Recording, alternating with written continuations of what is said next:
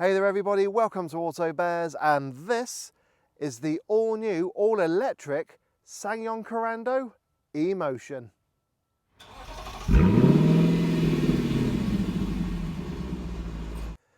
Now when it comes to electric vehicles, the truth is, to the majority of potential customers out there, they are financially out of reach.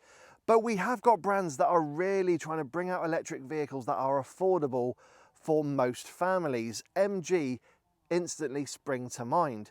But other manufacturers are looking to do the same. We've had the recent introduction of BYD to the UK, and we've got Ssangyong producing this, the new Korando E-Motion. Now, I first drove this a year and a half ago at a media day, and I've been itching to get my hands on it. But the only problem is, over the last 18 months or so, Ssangyong have been in a bit of financial difficulty. However, they have now got a new owner, they've got their finances all sorted, and finally I've got the Korando E-Motion for review. So I've had the E-Motion for a week and I'm going to answer two questions. Number one, what's it like?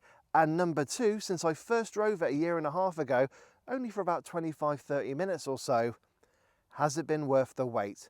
Stick with me to find out. Now, when it comes to the latest generation Korando styling, I have been a big fan of it, even when I tested the ICE version a few years ago.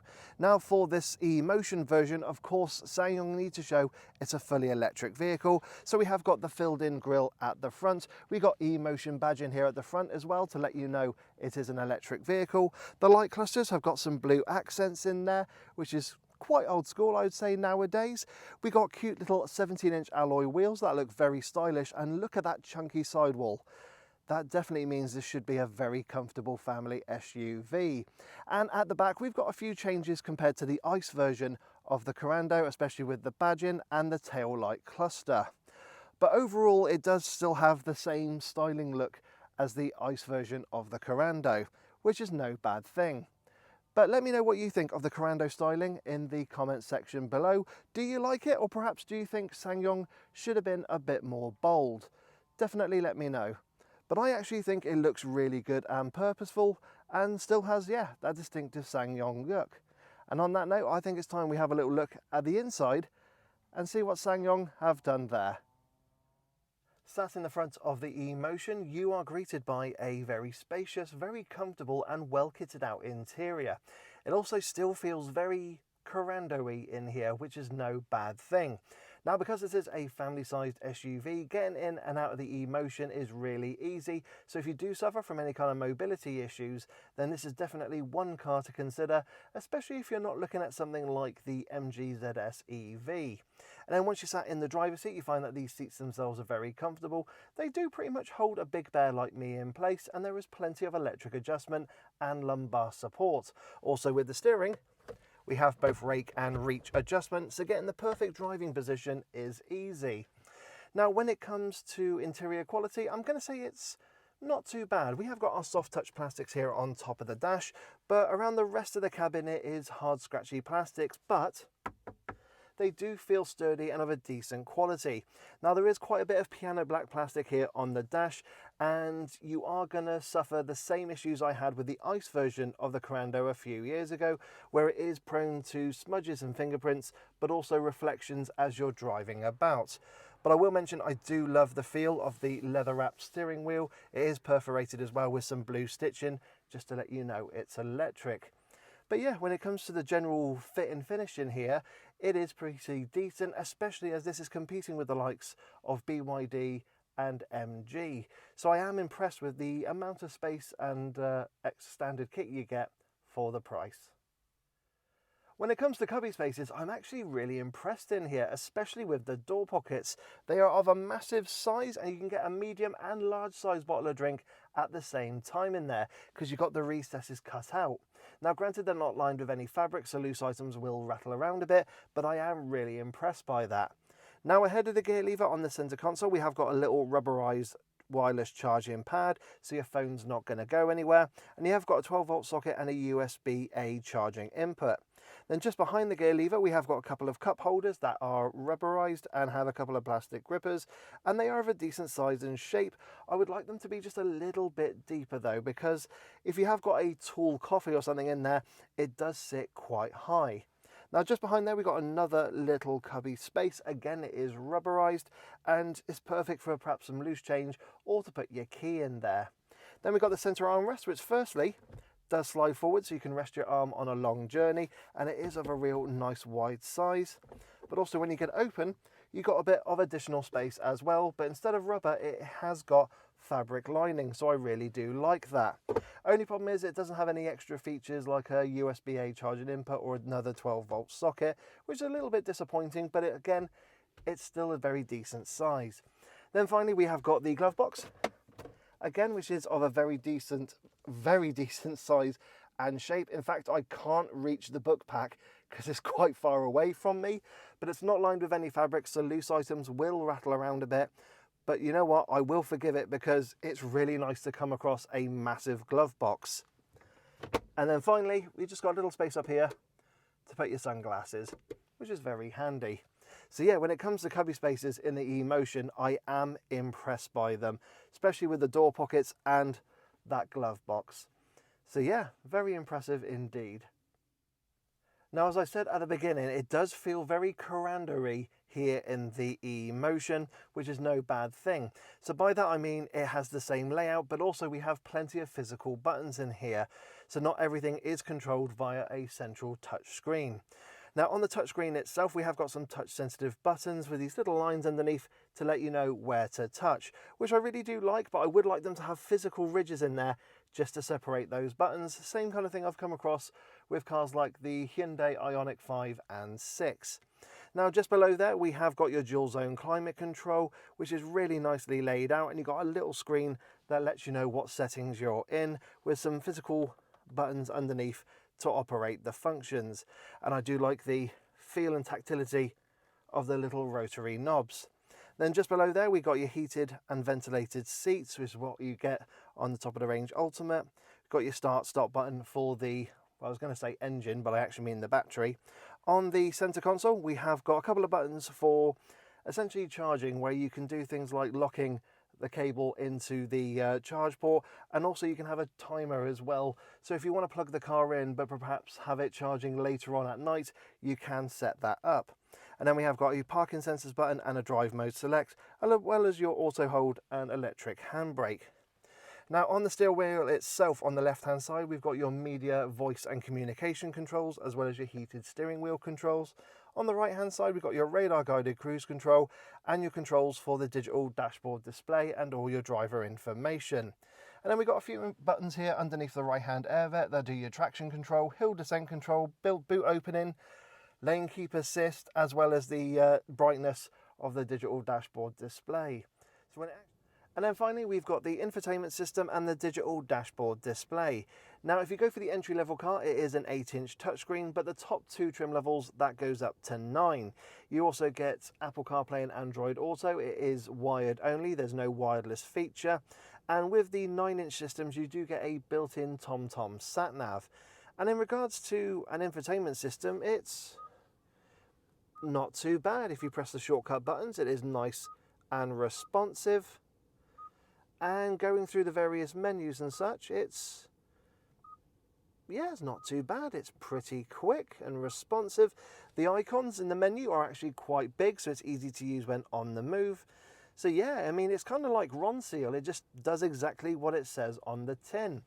However, the highlight has to be the digital dashboard display, which has been kind of customized and bespoke for the E-Motion Korando.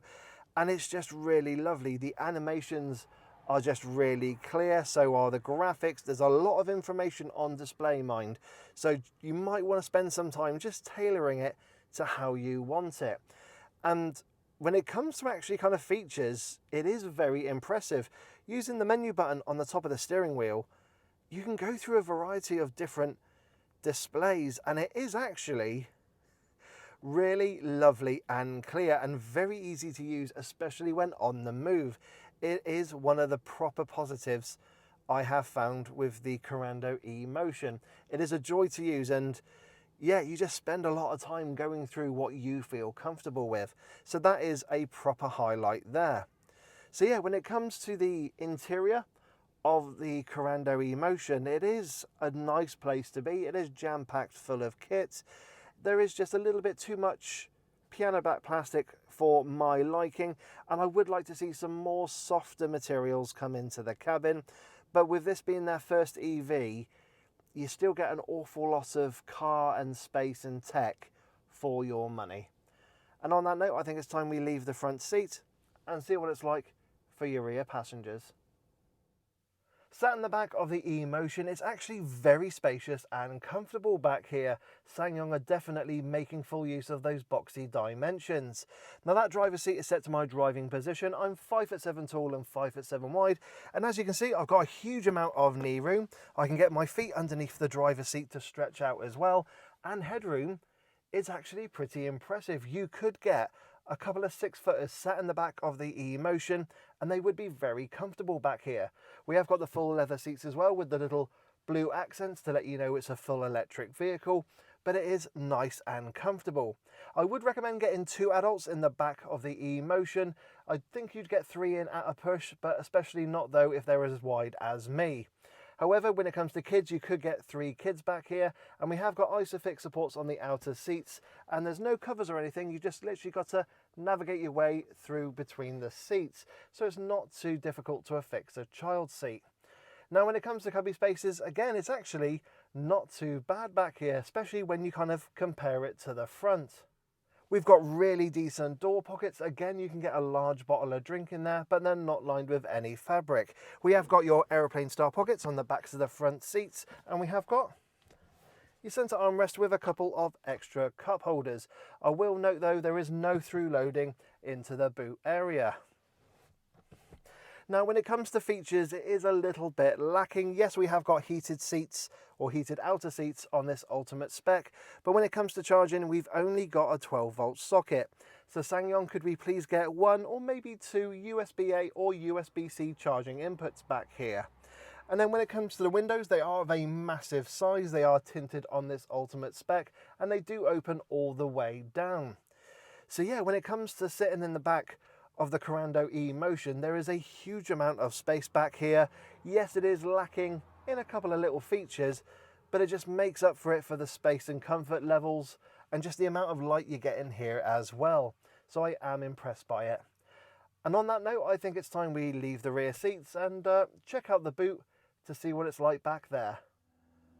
Opening the boot on the Korando E-Motion presents you with 551 litres of space, which in this segment is actually very impressive and does beat a number of its rivals. Now, when you got the boot open, you are greeted by a nice wide square load area. However, I would say the boot lip is quite high, even though it is flat. So it could make it a bit difficult loading large, heavy, bulky items into the back of the Korando, or perhaps having a dog jump in and out of. And also, when you get the boot open, it doesn't look like that full 551 litres. That's because it's including the underfloor storage, which is very plentiful. Also, you've got this kind of double floor feature, so you can actually have little dividers separating items underneath the boot floor, which is a very handy feature. Now, it's not devoid of other features either. We got some very sturdy tethering hooks, we got a 12-volt socket, and some shopping hooks as well. Also, you can get the rear seats down from the back here, rather than going around the side of the Korando. And with the seats down, you have an almost completely flat load area. So again, making the Korando a very practical and usable electric SUV. Also, you can put the tonneau cover underneath the boot floor as well, so if you are loading any heavy, bulky items, yeah, you don't have to leave that in the garage. So again, a really handy feature. So yeah, this is a big surprise with the Korando in this segment. It is a very spacious, very practical family electric SUV. I am very pleasantly surprised, and also with the features it has with it. And on that note, I think it's time we close this boot and see what the Korando E-Motion is like to drive. So once you start driving the Korando E-Motion, first impressions, are actually surprisingly positive. It's a very comfortable and easy car to drive. There's a nice element of kind of get in and go about it, and it kind of feels like an ICE vehicle in that regard, and I mean that in a positive way. Now, because this is a mid-size family SUV, visibility for the most part is very good. I've got a nice high seating position, so visibility out front is really good. The A-pillars are surprisingly thick and chunky, but I haven't found myself looking around them at any junctions or roundabouts. The wing mirrors are of a really lovely size and shape, but here's the big surprise. I don't have blind spot monitoring. Now, if I look over my shoulder, as you can probably see, I have got quite a thick C-pillar there, so it does create a bit of a blind spot. Hence, I'm surprised I haven't got blind spot monitoring. And then rear visibility is actually not too bad. It's a decent size rear screen, so it doesn't obstruct your view too much. I have got a reversing camera, and actually I do love the clarity of it. I was genuinely surprised when I kind of put it in reverse and kind of parked up the Korando. It's got a very nice clear display about it. And also I've got front and rear sensors as well. So when it comes to parking and visibility and maneuvering at kind of slow speed, yeah, it's all very positive. So first impressions when you start driving the Korando E-Motion, they will surprise you in a positive way. It is very comfortable in here, and like I said, you just kind of get in and go. It feels like an ICE car in that regard. Now, there are 3 trim levels to choose from in the Korando E-Motion range. There is the entry-level ELX, the mid-spec Ventura, and then this, the top of the range Ultimate. Now, personally, I would probably look at the ELX or the Ventura. The reason being is down to cost. Because, I mean, having the Ultimate is really lovely with all the toys and gadgets you get as standard, but when you add metallic paint, you're just climbing into that £40,000 price bracket, and that's when you're competing with a lot of strong contenders. But if you go for the ELX or the Ventura, you're in the kind of early to mid £30,000 range, and that's when you do get an awful lot of car for your money. The only downside, being an electric vehicle, is that the Ultimate does come with a heat pump and the other 2 trim levels don't. So that's a little bit disappointing, but I can see it's kind of designed to get customers to go for the Ultimate. But yeah, going for the other 2 trim levels, you get an awful lot of car for your money, and yes, you do just kind of miss out on a couple of luxuries, but again, that value for money is still very strong there. Now, when it comes to powering the E-Motion, it is really lovely and simple. There is one battery available. It is a 65.1 kilowatt hour battery producing 204 brake horsepower and 339 newton meters of torque. And that all goes through the front wheels. There's surprisingly no all-wheel drive version of the E-Motion available. And what that means is when it comes to a 0 to 60 time, it's around 7.6 seconds. So it is actually surprisingly brisk for this type of electric vehicle.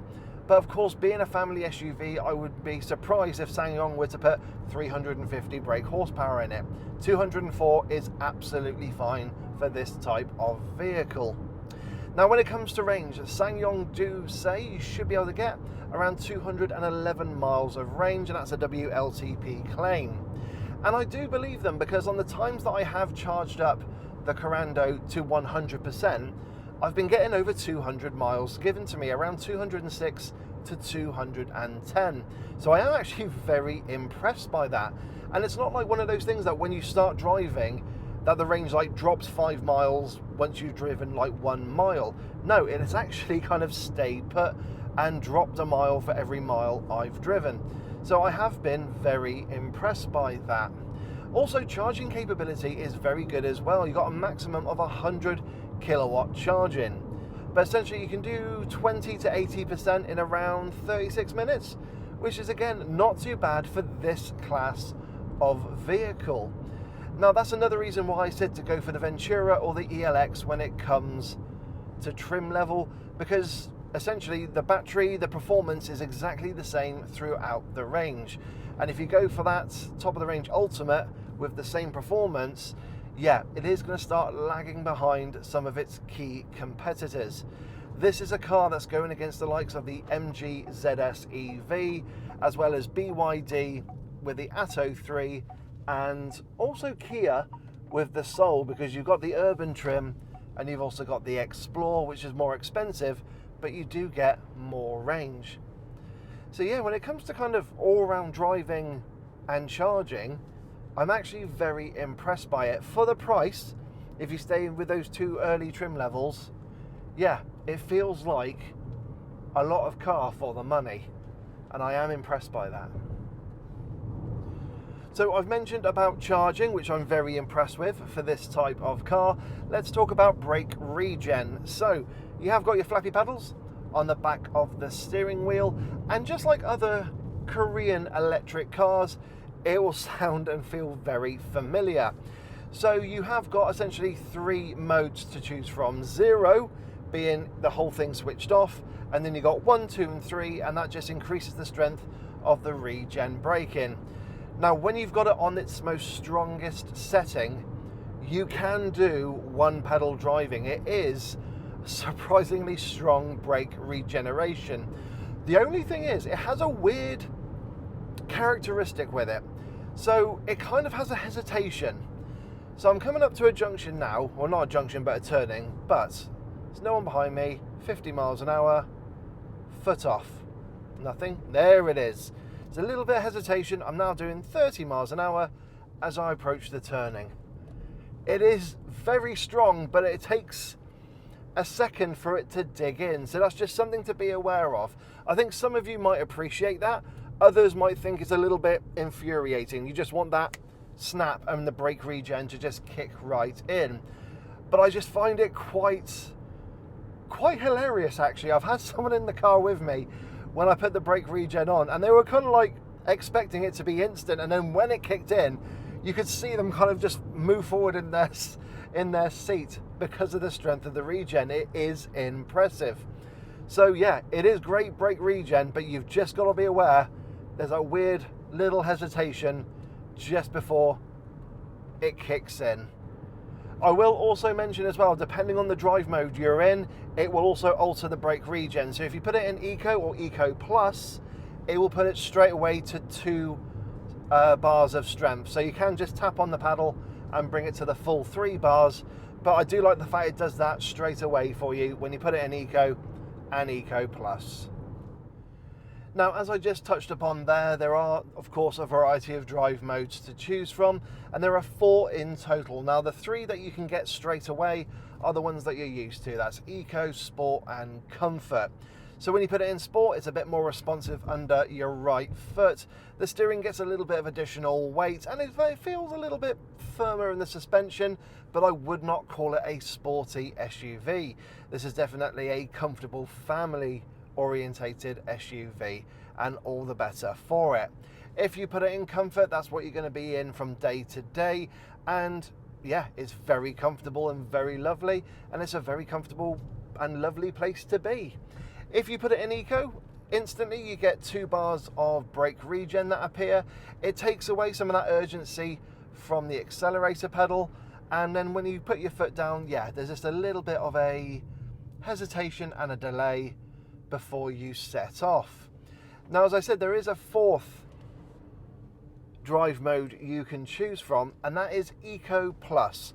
Now, to get that, you have to press and hold the drive mode button for a few seconds, and when it activates, basically what it means is it takes more power away from your right foot. So when you put your foot down, again, there's less urgency there. It limits your top speed to 56 miles per hour. So driving around town, you'll have no issues whatsoever. But if you're driving on the motorway, yeah, I'd probably recommend just the standard Eco. And I think it does something as well to the climate control. It kind of reduces the strength when you've got that turned on. So Eco Plus is really good for just driving around town, just kind of getting back those few little extra 100 yards or so as you're driving along with the regen. But of course, yes, like I said, You can put it to its full strength with the tap of the paddle. But yeah, it's just a really lovely system to have there. And I love the fact that you have to press and hold for Eco Plus. You're not going to accidentally go into it, which could cause some issues, especially if you're driving on the motorway. Now, when it comes to the Emotions ride and refinement, it is, for the most part, a big surprise. It is very comfortable when you start driving. With those 17-inch alloy wheels, you can clearly tell the Korando has been set up to be a comfortable family SUV. Hence, I said it's taken on the likes of the MG ZS EV, BYD, and the Kia Soul EV. So driving along now, as you can probably see, I am bouncing around a little bit, but I know that this road is very bouncy. It's very stiff, full of little ruts and potholes, and just isn't the smoothest. But this is dealing with the bumps and imperfections really well. I've gone over some very deep manhole covers, and this thing just skips over them like they weren't there. You might get a little bit of a boom or something coming into the cabin, but you don't feel it, and I'm genuinely surprised by that. Now, there is a trade-off, and that is the fact that this car does, despite the fact that it is an electric vehicle, suffer a lot of body float. And by that I mean, if you go over, say, a humpback bridge or a level crossing, you get that bit where you're kind of changing heights very rapidly. So when you go over, the car kind of feels like it's floating a little bit and takes a moment to settle, which is no bad thing. However, anyone who suffers from any kind of motion sickness, it might have a bit of a queasy effect on you. But for most of us, you'll be absolutely fine. It's just dealing with that initial kind of floatiness, and then it settles.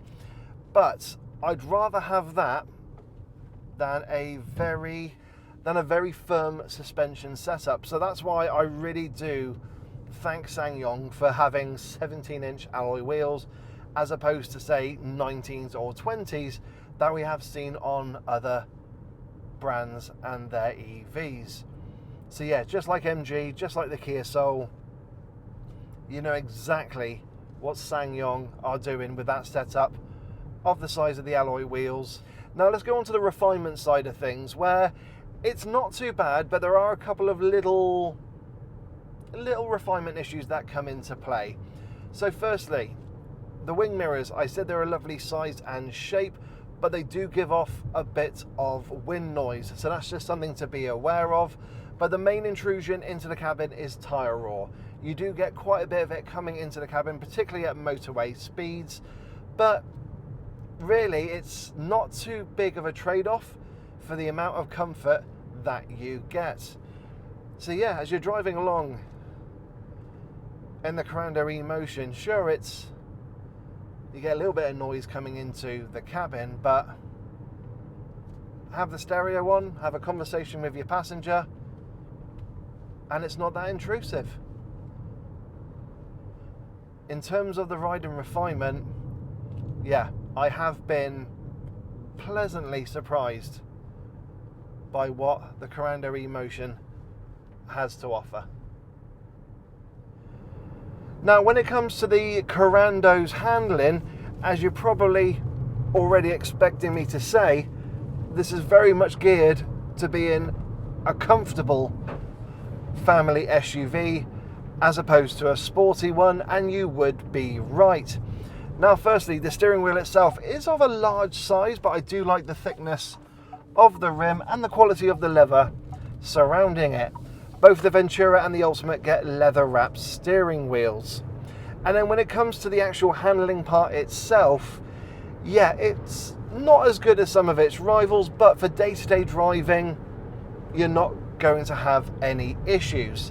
So there is a little bit of weight in the steering, but I don't feel fully connected to the front wheels. It does feel like there's a little bit of over assistance there when you're turning.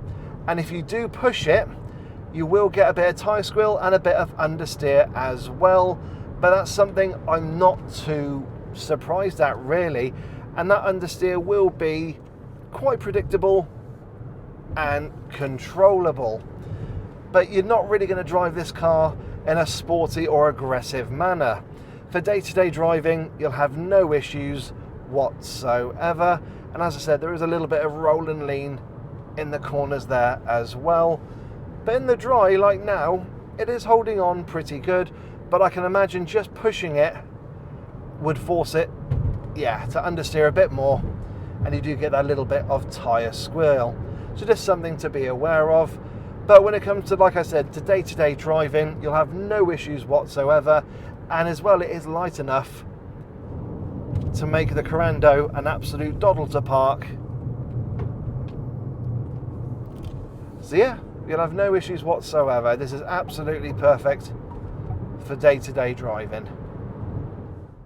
So with my time in the Korando E-Motion, what have been some of the highlights and some of the little niggles I need to let you guys know about? Well, highlights have definitely been the amount of standard kits, the amount of space and practicality you get for this type of car. I've been really impressed by it. However, with it being a Korean car, of course you're going to get lots of bings and bongs from the safety equipment coming into the cabin. Now, a couple of them you might not be aware of because you might be using Apple CarPlay or Android Auto, but if you go for the 9-inch system, which has the TomTom sat-nav, you will get bongs and bings when you're changing speed limits and also if you're approaching a camera. So you might not see that on your Google Maps, but it will let you know via the TomTom system. Also, when it comes to things like the lane keep assist, it is a little bit strong and a bit oversensitive, and every so often you'll get a little tug and pull in the steering to keep you in lane. So that's just something to be aware of. But one of the big ones I've come across is actually one of the driver kind of convenience features, and that's the wireless charging. It has been quite temperamental for me this week. That's another reason I recommend going for the Ventura, because you don't get a wireless charging pad, but you still get the USB-A charging input. So yeah, I'm charging my phone and it will tell me it's charging, and then 5 seconds later it will say actually there's a foreign object in place, we've stopped charging. And then 5 minutes later it will repeat that process. So it is a bit temperamental. Aesthetic is I like the little bags that you get your charging cables in. They just seem like just very decent bags, and yeah, a little bit better than what I've experienced with other manufacturers. It's just little things like that that put a smile on your face. Is when you are charging the E-Motion, it's a big highlight, because I've charged the car up and I've sat here, and on the digital dashboard display it's given me all the information that I would want and need, and I would love other manufacturers to pay attention to this and put it down on their future cars, because on the screen it lets you know about the charging speed going into the car, time to 80%, time to 100%, and how many miles of range it's given you, and also in total.